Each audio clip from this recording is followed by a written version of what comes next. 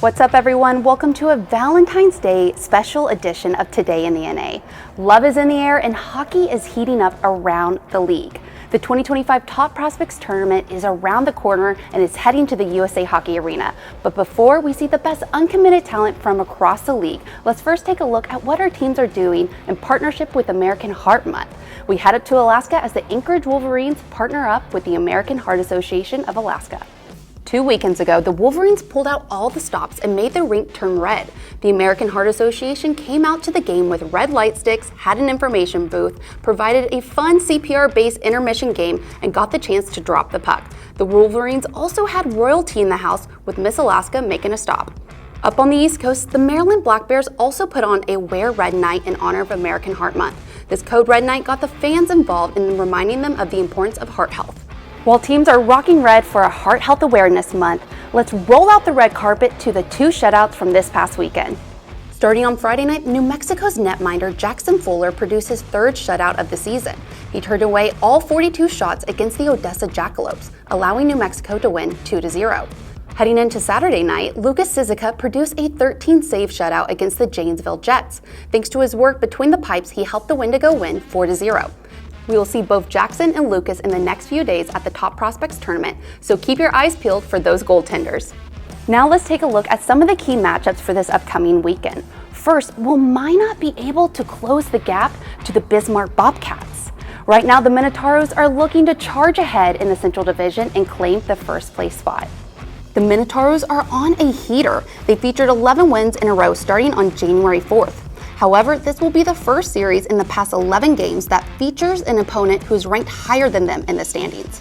But do not count Minot out of the race. The last time the squads faced each other, the Minotauros charged ahead of Bismarck and won 6-1 on New Year's Eve.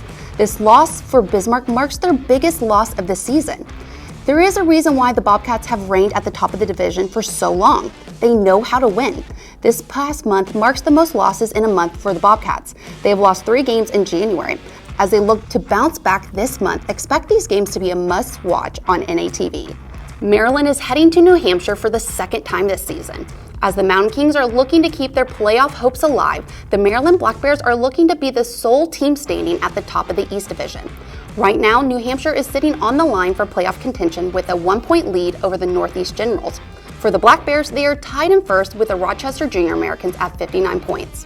Fairbanks heads down to the lower 48 for the next 2 weeks. This road trip starts in Springfield against the Junior Blues. So far, the Junior Blues have had the Ice Dogs' number, taking home 3 of the 4 possible wins this season.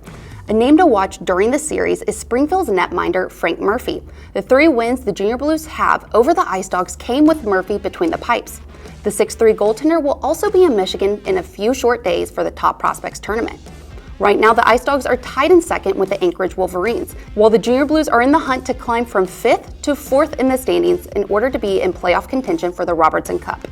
The number 1 and number 2 squads continue their series showdown in Texas. Last weekend, the Brahmas swept Shreveport on the road and featured tight matchups between the squads. Friday night's game went into a shootout, while Saturday night's contest ended in overtime.